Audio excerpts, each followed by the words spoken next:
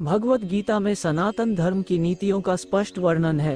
गीता में 18 अध्याय और 700 श्लोक हैं। इसी ज्ञान रूपी महासागर की कुछ बूंदें सार के रूप में यहाँ प्रस्तुत की गई हैं। इन बूंदों को ग्रहण करके आप अपने जीवन को आशाओं से भरें और सुख एवं संपन्नता से परिपूर्ण जीवन जिएं।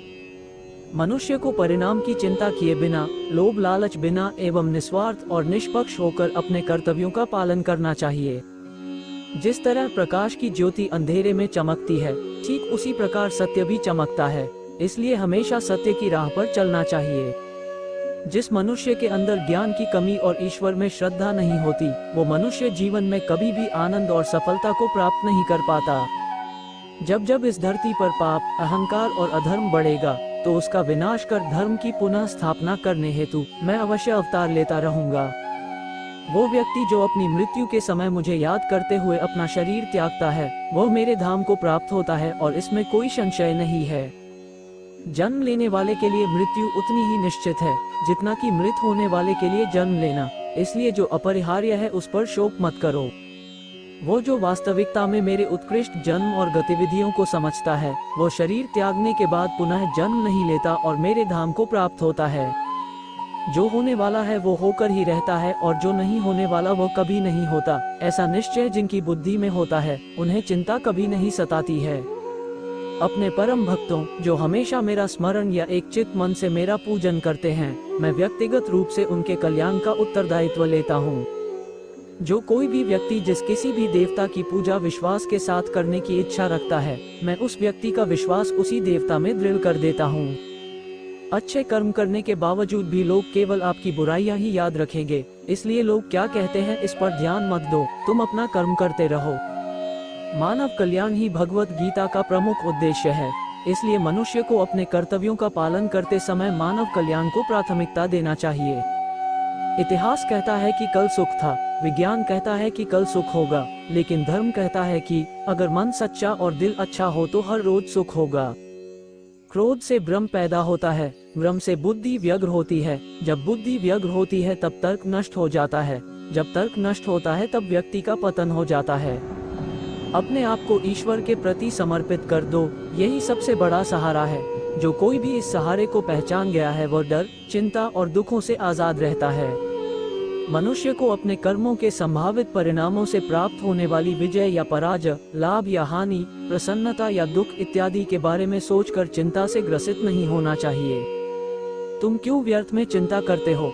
तुम क्यों भयभीत होते हो? कौन तुम्हें मार सकता है?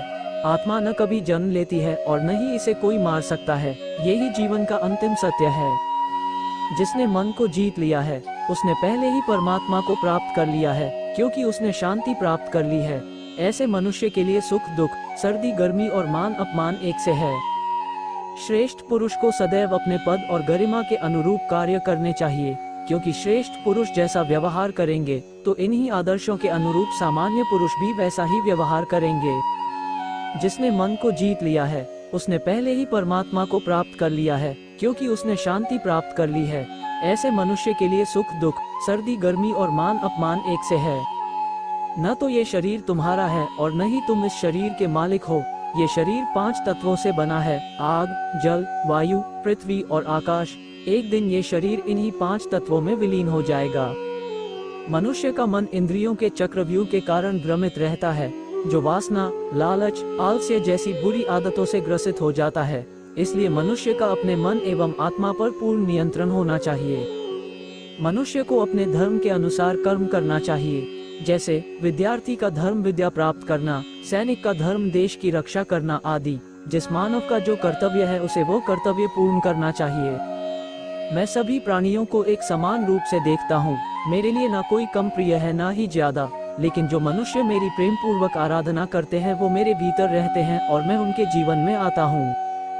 तुम्हारा क्या गया जो तुम रोते हो? तुम क्या लाए थे जो तुमने खो दिया? तुमने क्या पैदा किया था जो नष्ट हो गया? तुमने जो लिया यहीं से लिया, जो दिया यहीं पर दिया। जो आज तुम्हारा है कल किसी और का होगा, क्योंकि परिवर्तन ही संसार का नियम है।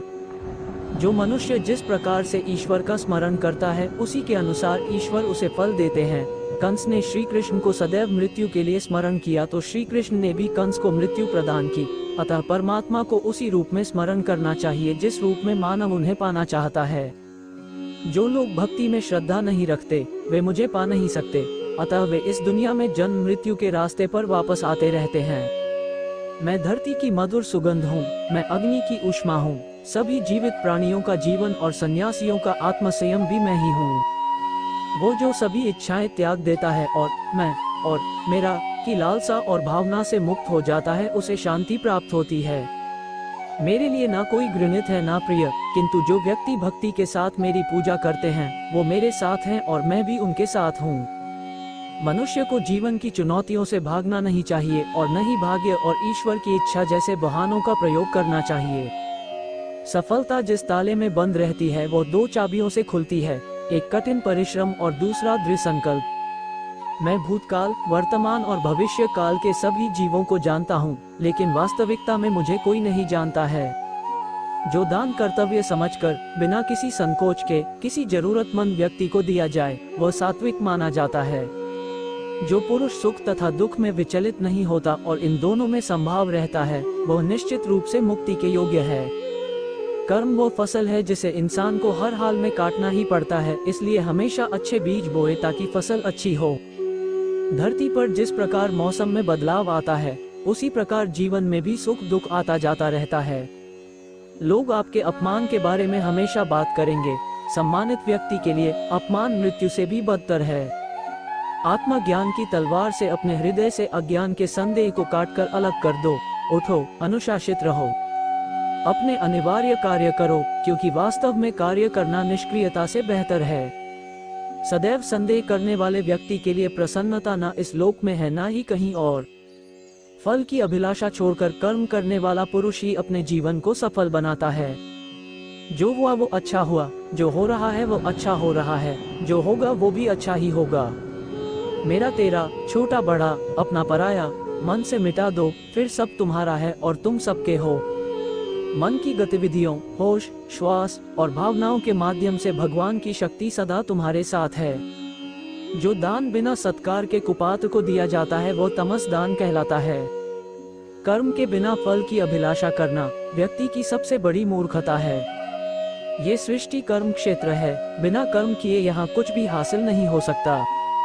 जो मन को नियंत्रित नहीं करते उनके लिए वो शत्रु के समान कार्य करता है। जिस प्रकार अग्नि स्वर्ण को परखती है उसी प्रकार संकट वीर पुरुषों को समय से पहले और भाग्य से अधिक कभी किसी को कुछ नहीं मिलता है। प्रबुद्ध व्यक्ति के लिए गंदगी का ढेर, पत्थर और सोना सभी समान हैं। कर्म मुझे बांधता नहीं, क्योंकि मुझे कर्म के प्रतिफल की कोई इच्छा नहीं। नरक के 3 द्वार होते हैं, वासना, क्रोध और लालच। परमात्मा को प्राप्ति के इच्छुक ब्रह्मचर्य का पालन करते हैं। एक ज्ञानवान व्यक्ति कभी भी कामुक सुख में आनंद नहीं लेता। कोई भी इंसान जन्म से नहीं बल्कि अपने कर्मों से महान बनता है। महाभारत के युद्ध के समय कुरुक्षेत्र की रणभूमि में भगवान श्री कृष्ण ने अर्जुन को जो उपदेश दिया है उन्हीं उपदेशों का संकलन है श्रीमद् भगवद गीता। असल में यह उपदेशों का संकलन प्रश्न और उत्तर के रूप में है। अर्जुन कई प्रश्नवाचक चिन्हों के भंवर में फंसे हुए होते हैं और भगवान श्री कृष्ण इन्हीं प्रश्नों का उत्तर देते हुए अर्जुन को इस चक्रव्यूह से बाहर निकालते हैं। भगवत गीता ही है जो आधुनिक युग में समस्याओं से घिरे हुए मनुष्य को एक कर्मशील जीवन जीने के लिए प्रेरित करती है। गीता ऐसे प्रेरणादायक संदेशों का महासागर है जो जीवन से निराश मनुष्य को आशाओं से भर देती है। ठीक उसी प्रकार जिस प्रकार भगवान श्री कृष्ण ने अर्जुन की निराशाओं को दूर किया और उसे युद्ध लड़ने के लिए प्रेरित किया। आज की इस भागती दौड़ती जिंदगी में मानव को, उसके मन को, उसकी आत्मा को अगर कोई शांत, स्थिर और प्रसन्नचित्त रख सकता है तो वह है परिवर्तन ही तो संसार का नियम है। जिसे तुम मृत्यु समझते हो वही तो एक नया जीवन है। इस संसार में तुम एक ही क्षण में करोड़ों के स्वामी बन जाते हो तो वही दूसरे सरदरिद्र भी बन जाते हो। मेरा तेरा, छोटा बड़ा, अपना पराया, इन सब चीजों को अपने मन से निकाल दो तो फिर सब कुछ तुम्हारा है। तुम इन सब के हो। ये शरीर भी तुम्हारा नहीं है, नहीं तुम इस शरीर के हो। यह अग्नि, जल, वायु, पृथ्वी, आकाश इन सब चीजों से मिलकर शरीर बना है। आखिरकार इन सब में ही मिल जाएगा, लेकिन यह आत्मा स्थिर है। तर्क वितर्क करने की क्षमता नष्ट हो जाती है और व्यक्ति का वही नाश हो जाता है। इसी तरह हर एक व्यक्ति को अपने गुस्से पर काबू करना सीखना चाहिए। मनुष्य गुस्से में कई बार ऐसा काम कर देता है जिससे उसको बाद में जाकर हानि का सामना करना पड़ता है। वही अगर मनुष्य अपने क्रोध पर काबू नहीं कर पाए तब वह कोई गलत कदम उठा बैठता है। जब भी मनुष्य के मन में क्रोध की भावना उत्पन्न होती है तब मनुष्य का मस्तिष्क काम करना बंद कर देता है और वह सही गलत का वह उचित फैसला नहीं ले पाता। इसलिए हमेशा मनुष्य को अपने क्रोध को काबू में रखना चाहिए और अपने मन को शांत रखना चाहिए, क्योंकि गुस्से में लिया गया फैसला आपको गहरी क्षति पहुंचा सकता है। व्यक्ति अपने कर्मों को नहीं छोड़ सकता है। भगवान श्री कृष्ण ने गीता के सार में ये बताया है कि कोई भी व्यक्ति अपने कर्मों को नहीं छोड़ सकता, जिसका मतलब व्यक्ति साधारण समझ के साथ अपने कर्मों में लगे रहते हैं। उन्हें अपने कर्म से हटना या छोड़ना नहीं चाहिए, क्योंकि वह ज्ञानवादी नहीं बन सकते हैं। वही अगर मनुष्य अपने कर्मों से पीछा छुड़ा ले या अपने कर्म करना बंद कर दे तब वह अपने रास्ते से भटक जाता है। संसार का नियम है जिसके मुताबिक मनुष्य को अपने कर्मों को करते रहना होगा। जो व्यक्ति अपने कर्मों से बचना चाहता है या वह अपने कर्म को करना बंद कर देता है, ऐसी परिस्थिति में वह मनुष्य मन ही मन में डूबता जाता है, अर्थात जिस व्यक्ति का जो स्वभाव होता है वो उसी के मुताबिक अपने कर्मों को करता है। मनुष्य को देखने का नजरिया। गीता के सार में मनुष्य के देखने के नजरिए के बारे में भी कुछ बातें बताई गई है। इसमें लिखा गया है, जो व्यक्ति ज्ञान को और कर्मों को एक रूप से देखता है उस व्यक्ति का नजरिया सही है। अज्ञानी पुरुष के पास ज्ञान नहीं होता, इसी वजह से वो हर किसी भी चीज को गलत नजर से ही देखते हैं। इंसान को अपने मन को काबू में रखना चाहिए। गीता के सार में ऐसे मनुष्य के बारे में भी बताया गया है जो मनुष्य अपने को मन को काबू में नहीं रख पाते। ऐसे लोग का मन इधर से उधर भटकता रहता है। ऐसे मनुष्य का मन उनके लिए शत्रु के समान काम करता है, क्योंकि मन व्यक्ति के मस्तिष्क पर बहुत गहरा प्रभाव डालता है। जब मनुष्य का मन स्थिर रहता है तो वो व्यक्ति भी सही तरीके से अपना काम करता है। खुद का आकलन करें। गीता के सार में ये भी बताया गया है कि मनुष्य को सबसे पहले अपनी खुद का आकलन मतलब खुद के बारे में जान लेना चाहिए। खुद की काबिलियत और क्षमता को जानना ही मनुष्य को आत्मज्ञान की प्राप्ति करा सकता है। जब तक मनुष्य खुद के बारे में जान नहीं लेगा तब तक उस मनुष्य का उद्धार नहीं हो सकता। मनुष्य को खुद पर विश्वास करना चाहिए। श्री भगवद गीता में श्री कृष्ण ने ये भी बताया है कि हर एक मनुष्य को अपने आप पर पूरा भरोसा करना चाहिए, क्योंकि जो लोग खुद पर विश्वास करते हैं वो अवश्य ही सफलता प्राप्त करते हैं। ऐसा भी बताया जाता है कि जो व्यक्ति जैसा विश्वास करता है आखिरकार वैसा ही बन जाता है। अच्छे कर्म करें और फल की इच्छा ना करें। जो मनुष्य अपना कर्म नहीं करते हैं और पहले से ही अपने कर्म का परिणाम के बारे में सोचने लगते हैं, ऐसे लोगों के लिए गीता का ये सार बड़ी सीख देने वाला साबित हो सकता है। भगवान श्री कृष्ण ने इस उपदेश में ये बताया है कि मनुष्य को कर्मों को करते रहना चाहिए और यह नहीं सोचना चाहिए कि इस कर्म का क्या परिणाम उनको प्राप्त होगा, क्योंकि कर्म का फल तो हर एक इंसान को मिलता ही है। इसलिए मनुष्य को चिंता न करके अपने कर्मों पर ध्यान देना चाहिए। ऐसा करने पर वह अपने किसी भी काम को सच्चे मन से करते हुए नजर आएंगे। मनुष्य की इंद्रियों का संयम ही कर्म और ज्ञान का निचोड़ है। मनुष्य के जीवन में सुख दुख दोनों ही स्थिति का अनुभव होता रहता है। सुख की स्थिति में मनुष्य ज्यादा ही प्रसन्न हो जाता है तो वही दुख की स्थिति में मनुष्य निराशा महसूस करता है। इसलिए सुख और दुख दोनों ही स्थिति में मनुष्य को अपने मन पर काबू रखकर उसे स्थिर रखना ही योग कहलाता है। जब कोई भी मनुष्य सांसारिक इच्छाओं को त्याग करके फल की चिंता ना करे, अपने कर्मों को करता है तो उसी स्थिति को मनुष्य योग में स्थित कहलाता है। जो मनुष्य अपने मन को काबू में कर लेता है वह मनुष्य का मन ही उसका सच्चा मित्र बन जाता है। लेकिन जो मनुष्य अपने मन को काबू में नहीं कर पाता उसके लिए उसका मन ही उसका सबसे बड़ा दुश्मन साबित होता है। वही जो मनुष्य अपने मन पर विजय प्राप्त कर ले तो उसको परमात्मा की प्राप्ति हो जाती है। इसका मतलब जिस भी मनुष्य को ज्ञान की प्राप्ति हो जाती है उसके लिए सुख दुख, सर्दी गर्मी और मान अपमान सब एक समान हो जाता है। खुद पर पूरा भरोसा रखें और अपने लक्ष्य को पाने के लिए लगातार प्रयास करें। गीता में बताए गए इस उपदेश को अगर कोई भी व्यक्ति सच्चे मन से जीवन में पालन करे तो अवश्य ही वो व्यक्ति एक सफल इंसान बन सकता है। जो लोग पूरे विश्वास के साथ अपने लक्ष्य को पाने के लिए कोशिश करते रहते हैं वो निश्चित अपने लक्ष्य को पा ही लेते हैं। हताश न होना सफलता का मूल है और यही परम सुख है। उत्साह मनुष्य को कर्मों में प्रेरित करता है और उत्साह ही कर्म को सफल बनाता है। जैसे उबलते पानी में कभी परछाई नहीं दिखती, ठीक उसी प्रकार परेशान मन से समाधान भी नहीं दिखते। शांत होकर देखिए, सभी समस्याओं का हल मिल जाएगा। हमारा सलाहकार कौन है, ये बहुत महत्वपूर्ण है, क्योंकि दुर्योधन शकुनी से सलाह लेता था और अर्जुन श्री कृष्ण से। जीवन जीने के लिए मौन आवश्यक है, परंतु जब बात मर्यादा की हो तो शस्त्र उठाना अनिवार्य हो जाता है। प्रार्थना से परिस्थिति बदले ना बदले पर मिट्टी का चरित्र अवश्य बदल जाता है। बुराई बड़ी हो या छोटी हमेशा विनाश का कारण बनती है, क्योंकि नाव में छेद छोटा हो या बड़ा नाव को डुबा ही देता है। एक बेहतरीन जिंदगी जीने के लिए ये स्वीकार करना जरूरी है कि सब कुछ सबको नहीं मिल सकता। श्री कृष्ण कहते हैं समय के साथ साथ हालात भी बदल जाते हैं, इसलिए बदलाव में स्वयं को बदल लेना ही बुद्धिमानी है। श्री कृष्ण जी कहते हैं हमें कभी उस व्यक्ति पर भरोसा नहीं करना चाहिए जो वक्त के साथ स्वभाव बदल लेता है। सोच और नियत अच्छी रखिए, फिर आपके कष्ट प्रभु स्वयं दूर कर देंगे। समय जब पलटता है तो सब कुछ पलट देता है, इसलिए अच्छे समय में घमंड ना रखें और बुरे वक्त में सब्र रखना ना छोड़े। जितना इंतजार वो आपसे करवा रहा है ना समय आने पर वो इतना देगा कि संभाल भी नहीं पाओगे। आप वापस नहीं जा सकते हैं और शुरुआत को नहीं बदल सकते हैं, लेकिन आप जहां हैं वहीं से शुरू कर सकते हैं और अंत को बदल सकते हैं। अपना मन अच्छे कार्यों को करने में लगाएं, इसे बार बार करें और आप देखेंगे कि आप खुशी से भर गए हैं।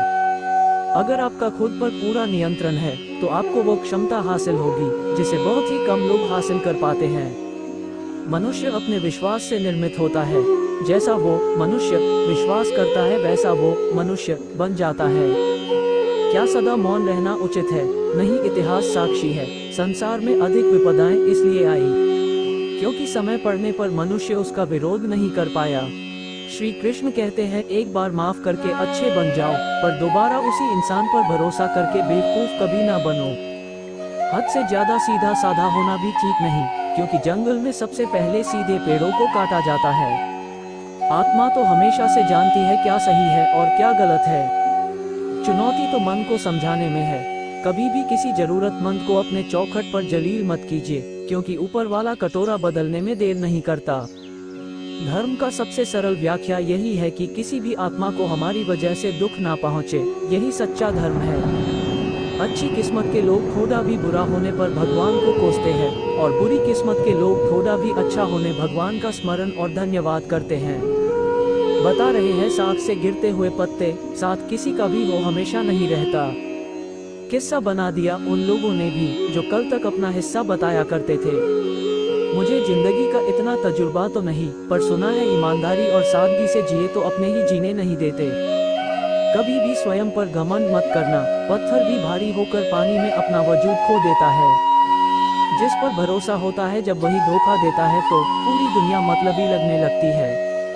जिंदगी बहुत छोटी है, कब क्या हो जाए किसी को कुछ नहीं पता, इसलिए हमेशा खुलकर जिए। बहुत शौक था मुझे सबको खुश रखने का, बाद में एहसास हुआ खुद के जरूरत के समय खुद को अकेला पाया। कृष्ण कहते हैं अहंकार मत कर किसी को कुछ भी देकर, क्या पता तू दे रहा है या पिछले जन्म का कर्जा चुका रहा है। हर किसी के अंदर अपनी ताकत और अपनी कमजोरी होती है। मछली जंगल में नहीं दौड़ सकती और शेर पानी में राजा नहीं बन सकता, इसलिए अहमियत सभी को देनी चाहिए। जिंदगी के इस रण में खुद ही कृष्ण और खुद ही अर्जुन बनना पड़ता है, रोज अपना ही सारथी बनकर जीवन की महाभारत को लड़ना पड़ता है। अहंकार करने पर इंसान की प्रतिष्ठा, वंश, वैभव तीनों ही चले जाते हैं। बुरे कर्म करने नहीं पड़ते हो जाते हैं और अच्छे कर्म होते नहीं करने पड़ते हैं। ये सच बात है कि भूल करके इंसान कुछ सीखता है, परंतु इसका यह मतलब नहीं कि वो जीवन भर भूल करता रहे और कहे कि हम सीख रहे हैं। जब मनुष्य को अपने धर्म पर अहंकार हो जाता है तब उसके हाथों अधर्म होने लगता है। आप केवल निस्वार्थ भाव से कर्म कीजिए, केवल वही आपके हाथ में है। मनुष्य कितना भी गोरा क्यों ना हो, परंतु उसकी परछाई सदैव काली होती है। मैं श्रेष्ठ हूँ, यह आत्मविश्वास है, लेकिन सिर्फ मैं ही श्रेष्ठ हूँ, यह अहंकार है। व्यक्ति जो चाहे बन सकता है यदि विश्वास के साथ इच्छित वस्तु पर लगातार चिंतन करे। प्रेम सदैव माफी मांगना पसंद करता है और अहंकार सदैव माफी सुनना पसंद करता है। जो रास्ता ईश्वर ने आपके लिए खोला है उसे कभी भी कोई बंद नहीं कर सकता। मनुष्य का जीवन केवल उसके कर्मों पर चलता है, जैसा कर्म होता है वैसा उसका जीवन होता है। एक बार माफ करके अच्छे बन जाओ, परंतु दोबारा उसी इंसान पर भरोसा करके बेवकूफ कभी ना बनो।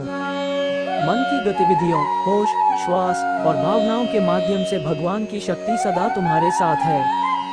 जीवन में आधे दुख हर इस वजह से आते हैं क्योंकि हमने उनसे आशाएं रखी जिनसे हमें नहीं रखनी चाहिए थी। मैं ही इस सृष्टि की रचना करता हूँ, मैं ही इसका पालन पोषण करता हूँ और मैं ही इस सृष्टि का विनाश करता हूँ। जब संसार में धर्म की हानि होगी, अधर्म की विजय, तब मैं इस पृथ्वी पर अवतार लूंगा। शांति से भी दुखों का अंत हो जाता है और शांत चित्त मनुष्य की बुद्धि शीघ्र ही स्थिर होकर परमात्मा से युक्त हो जाती है। हमारी आस्था की परीक्षा तब होती है जब हम जो चाहे वो न मिले और फिर भी हमारे दिल से प्रभु के लिए शुक्रिया ही निकले। लोग अक्सर सच कहने से बचते हैं या डरते हैं, पर सत्य कभी छुप नहीं सकता और न ही कभी मिट सकता है। कितना भी छुपा ले पर सच तो उजागर हो ही जाएगा। इच्छा पूरी नहीं होती तो क्रोध बढ़ता है और इच्छा पूरी होती है तो लोभ बढ़ता है। इसलिए जीवन की हर स्थिति में धैर्य बनाए रखना। धर्म केवल रास्ता दिखाता है, लेकिन मंजिल तक तो कर्म ही पहुंचाता है। वो जो सभी इच्छाएं त्याग देता है, मैं और मेरा की लालसा तथा भावना से मुक्त हो जाता है, उसे शांति प्राप्त होती है। श्री कृष्ण ने कहा है, अगर तुम्हें किसी ने दुखी किया है तो बुरा मत मानना। लोग उसी पेड़ पर पत्थर मारते हैं जिस पेड़ पर ज्यादा मीठे फल होते हैं। स्वार्थ से रिश्ते बनाने की कितनी भी कोशिश करें, वो कभी नहीं बनते हैं, और प्रेम से बने रिश्तों को कितना भी तोड़ने की कोशिश करें, वो कभी नहीं टूटते। अगर व्यक्ति शिक्षा से पहले संस्कार, व्यापार से पहले व्यवहार और भगवान से पहले माता पिता को पहचान ले तो जिंदगी में कभी कोई कठिनाई नहीं आएगी। जिस मनुष्य ने जवानी में बहुत पाप किए हैं, उसे बुढ़ापे में नींद नहीं आती। श्री कृष्ण कहते हैं कि मनुष्य को अपने मन को बार बार समझाना चाहिए कि ईश्वर के सिवा उसका कोई नहीं है। परिवर्तन इस संसार का नियम है। कल जो किसी और का था, आज वो तुम्हारा है एवं कल वो किसी और का होगा। विषयों का चिंतन करने से विषयों की आसक्ति होती है, आसक्ति से इच्छा उत्पन्न होती है और इच्छा से क्रोध होता है, क्रोध से सम्मोहन और अविवेक उत्पन्न होता है।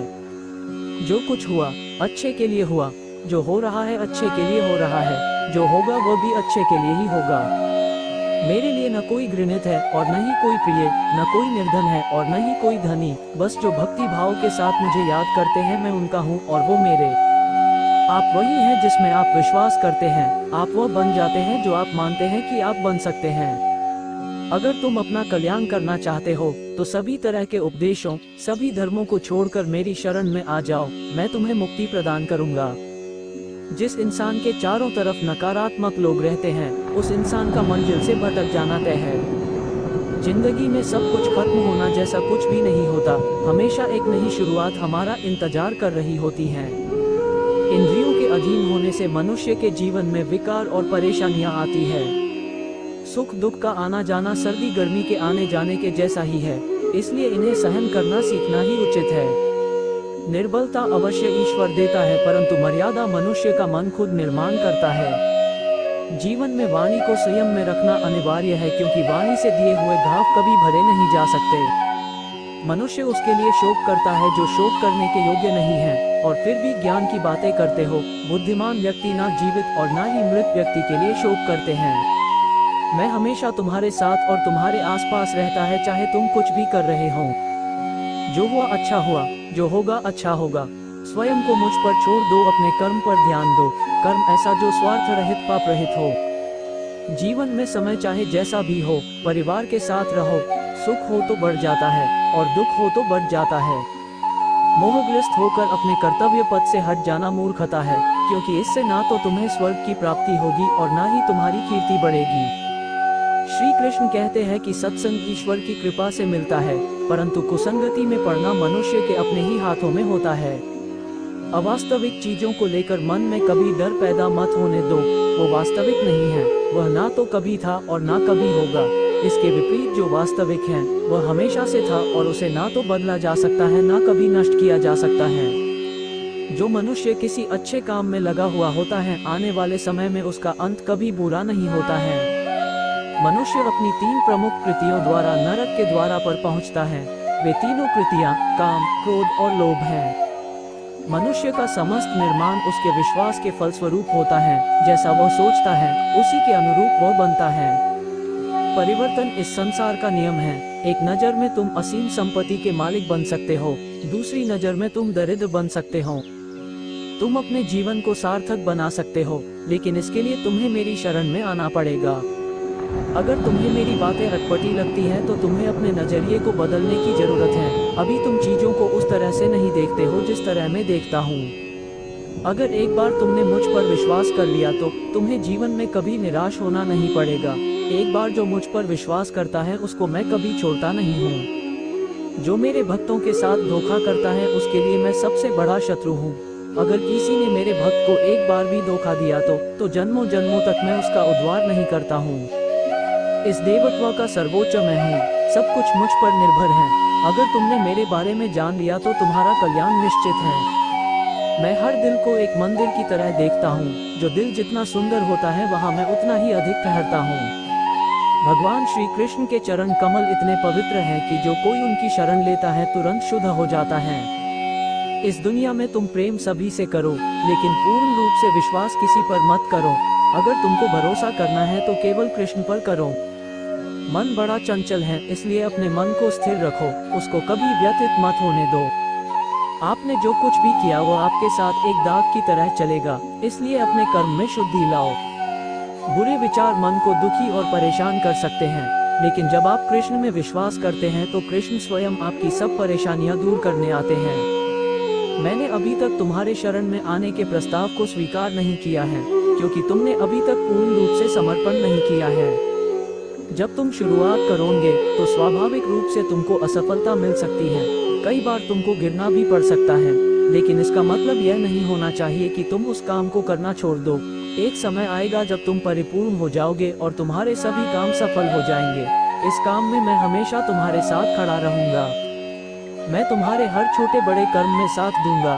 तुम्हारा जो दिल करे उसको करो, लेकिन नम्रता और सरलता के साथ करना, अहंकार के साथ नहीं। कड़े संघर्ष के बाद प्राप्त होने वाला सुख जिसने आपके दुखों का अंत किया है। ऐसे संघर्ष का पहला कदम आपको कड़वे जहर के समान लगता है और अंत में आपको अमृत की प्राप्ति होती है। इस तरह का सुख केवल मन की शांति से प्राप्त हो सकता है। इस धरती पर आने के बाद आपका मुख्य उद्देश्य यहाँ से मुक्त होना है। केवल वही मनुष्य मुक्त हो सकता है जो अपने कर्मों में दृढ़ संकल्प के साथ स्थिर है और सुख दुख को समान रूप से सहन करता है। जो मनुष्य अपनी आत्मा की बात सुन सकता है वह मुझसे बात कर सकता है और देख भी सकता है। अपने सभी कर्मों को कृष्ण पर केंद्रित होकर करो। आसक्ति को त्याग दो। सफलता और असफलता को एक समान दृष्टि के साथ देखो, क्योंकि आध्यात्मिकता का अर्थ ही होता है संभाव। वो मनुष्य जिसने घृणा को त्याग दिया, जो सभी प्राणियों के साथ समान व्यवहार करता है, जो सुख दुख और दर्द पीड़ा से अप्रभावित है, जिसके अंदर करुणा भरी हुई है और मन शांत है, उसने सही मायने में मुझे प्राप्त कर लिया है। यही वो मनुष्य है जिसको मैं सबसे अधिक पसंद करता हूँ। इस विशाल संसार में तुमको केवल कर्म करने की छूट है। इसके अतिरिक्त फल की इच्छा और स्वार्थ सब निरर्थक है। ये सोचकर कभी किसी काम की शुरुआत मत करो कि इसका तुमको कोई फल मिलेगा। बिना किसी लालसा के कर्म करो। जो आदमी मुझे हर चीज में देखता है और मेरे होने के एहसास को अनुभव करता है, वह मेरा सच्चा भक्त है। ऐसे भक्तों से मुझे प्रेम है। इंद्रियों का काम ही है भटकना। जब कोई मनुष्य अपना मन उनके पीछे छोड़ देता है तो समझ लीजिए कि उसने छेद वाली नाव में सवारी शुरू कर दी है, जिसका डूबना तय है। ऐसा कोई नहीं है जिसका सदियों से अस्तित्व है, और ना ही ऐसा कोई है जिसका सदियों बाद अस्तित्व रहेगा। यहाँ कुछ स्थायी नहीं है। वो सभी चमकदार वस्तुओं में प्रकाश के स्रोत के रूप में स्थित हैं। वो सभी प्रकार के अंधकार से परे और अव्यक्त हैं। वह ज्ञान का विषय है और वही ज्ञान का लक्ष्य है। वो सबके हृदय में विराजमान है। तुम उसी को देख पाते हो जो तुम हो, और तुम वही जो तुम देखते हो। मैं सभी के घरों में निवास करता हूँ। मेरी ऊर्जा सभी जगह समान रूप से वितरित है। जो मुझे पहचान लेता है उसको मैं भक्ति रस प्रदान करता रहता हूँ। मैं सर्वनाश कर सकता हूँ। मेरे रुकने की वजह मेरे भक्त हैं। जिस दिन मेरे सभी भक्त मर जाएंगे मैं सर्वनाश कर दूंगा। जो व्यक्ति अंधकार से मोहित होकर अपने कर्मों को अंजाम देता है, मैं उसके खिलाफ खड़ा होता हूँ। अगर तुम शंका में ही डूबे रहते हो तो तुम्हारे रिश्ते की लंका बहुत जल्द जलने वाली है। जो व्यवहार आपको दूसरों से पसंद ना हो, ऐसा व्यवहार आप दूसरों के साथ भी ना करें। आप ही अपना मित्र और आप भी अपना शत्रु है, क्योंकि स्वयं का पतन और उद्धार दोनों आप निर्धारित करते हैं। याद रखना, अगर बुरे लोग सिर्फ समझाने से समझ जाते तो बांसुरी बजाने वाला भी कभी महाभारत होने नहीं देता। गीता में कहा गया है, जो इंसान किसी की कमी को पूरी करता है वो सही अर्थों में महान होता है।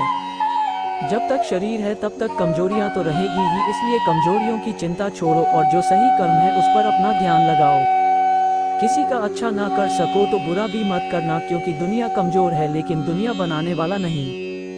सच्चा धर्म ये है कि जिन बातों को इंसान अपने लिए अच्छा नहीं समझता उन्हें दूसरों के लिए भी प्रयोग ना करें। मन अशांत है और उसे नियंत्रित करना कठिन है, लेकिन अभ्यास से इसे वश में किया जा सकता है। मन की शांति से बढ़कर इस संसार में कोई भी संपत्ति नहीं है। कोई भी इंसान जन्म से नहीं बल्कि अपने कर्मों से महान बनता है। बिना फल की कामनाएं ही सच्चा कर्म है। ईश्वर चरण में हो समर्पण, वही केवल धर्म है। गीता में लिखा है, जब इंसान की जरूरत बदल जाती है तब इंसान के बात करने का तरीका बदल जाता है। चुप रहने से बड़ा कोई जवाब नहीं और माफ कर देने से बड़ी कोई सजा नहीं। सदैव संदेह करने वाले व्यक्ति के लिए प्रसन्नता न इस लोक में है न ही कहीं और। जो मन को नियंत्रित नहीं करते उनके लिए वो शत्रु के समान कार्य करता है। गीता में कहा गया है, कोई भी अपने कर्म से भाग नहीं सकता, कर्म का फल तो भुगतना ही पड़ता है। माफ करना और शांत रहना सीखिए, ऐसी ताकत बन जाओगे कि पहाड़ भी रास्ता देंगे। इतिहास कहता है कि कल सुख था, विज्ञान कहता है कि कल सुख होगा, लेकिन धर्म कहता है अगर मन सच्चा और दिल अच्छा हो तो हर रोज सुख होगा। ज्यादा खुश होने पर और ज्यादा दुखी होने पर निर्णय नहीं लेना चाहिए, क्योंकि ये दोनों परिस्थितियां आपको सही निर्णय नहीं लेने देती हैं। तुम बिना किसी कारण के चिंता करते हो और बेवजह ही घबराते हो। तुम तो आत्मा हो जिसे ना तो कोई मार सकता है और ना ही जला सकता है। यही जीवन की सच्चाई है जिसे प्रत्येक व्यक्ति को जानना चाहिए। न तो ये शरीर तुम्हारा है और न ही तुम इस शरीर के मालिक हो। ये शरीर पंच तत्वों से बना है, आग, जल, वायु, पृथ्वी और आकाश। एक दिन ये शरीर इन्हीं पंच तत्वों में विलीन हो जाएगा। श्रीमद्भागवत गीता में भगवान कृष्ण के उपदेशों का वर्णन है। गीता के ये उपदेश श्री कृष्ण ने महाभारत युद्ध के दौरान अर्जुन को दिए थे। गीता में दिए उपदेश आज भी उतने ही प्रासंगिक हैं और मनुष्य को जीवन जीने की सही राह दिखाते हैं। गीता की बातों को जीवन में अपनाने से व्यक्ति को खूब तरक्की मिलती है। गीता एकमात्र ऐसा ग्रंथ है जो मानव को जीने का ढंग सिखाता है। गीता जीवन में धर्म, कर्म और प्रेम का पाठ पढ़ाती है। श्रीमद्भागवत गीता का ज्ञान मानव जीवन और जीवन के बाद के जीवन दोनों के लिए उपयोगी माना गया है। गीता संपूर्ण जीवन दर्शन है और इसका अनुसरण करने वाला व्यक्ति सर्वश्रेष्ठ होता है। गीता में श्री कृष्ण ने दुख को सर्वश्रेष्ठ मित्र बताया है। आप कितने भी अच्छे कर्म कर लो, लेकिन समाज आपके बुरे कार्यों को ही सदैव याद रखता है। इसलिए लोग क्या कहेंगे ये सोचने से बेहतर है कि आप अपना कर्म करें। जन्म लेने वाले के लिए मृत्यु उसी प्रकार निश्चित है जितना कि मरने वाले के लिए जन्म लेना। इसलिए इस विषय पर शोक मनाना व्यर्थ है। गीता में कहा गया है, जो इंसान किसी की कमी को पूरी करता है वो सही अर्थों में महान होता है। तुम्हारे साथ जो हुआ वो अच्छा हुआ, जो हो रहा है वो भी अच्छा है और जो होगा वो भी अच्छा होगा। गीता के अनुसार जिंदगी में हम कितने सही हैं और कितने गलत हैं ये केवल दो लोग जानते हैं, एक परमात्मा और दूसरी हमारी अंतरात्मा।